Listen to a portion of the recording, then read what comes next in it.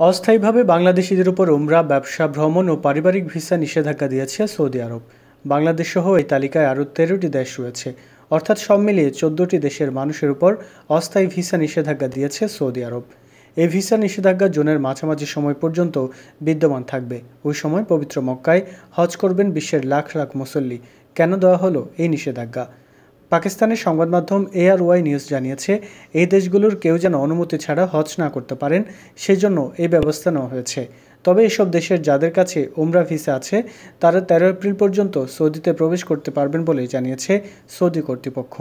তারা জানিয়েছে, অনেকে এর আগে উমরা ও ভ্রমণ ভিসা নিয়ে সৌদিতে এসে বেশি সময় থেকেছেন এবং অনুমতি ছাড়া হজ করার চেষ্টা করেছেন, যেটির কারণে অতিরিক্ত গরমের মধ্যে হজে ধারণ ক্ষমতার চেয়ে বেশি মানুষ হয়ে গিয়েছিলেন।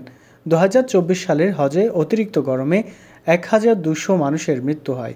অনুমতি না থাকায় শীতাতপ নিয়ন্ত্রিত তাঁবুতে প্রবেশ করতে না পারায় পানিশূন্য হয়ে তাদের মৃত্যু হয়। আরেকটি কারণ হলো, এসব দেশের অনেক মানুষ ভ্রমণ, উমরা বা ব্যবসায়িক ও পারিবারিক ভিসা নিয়ে সৌদিতে এসে কাজ করার চেষ্টা করেন।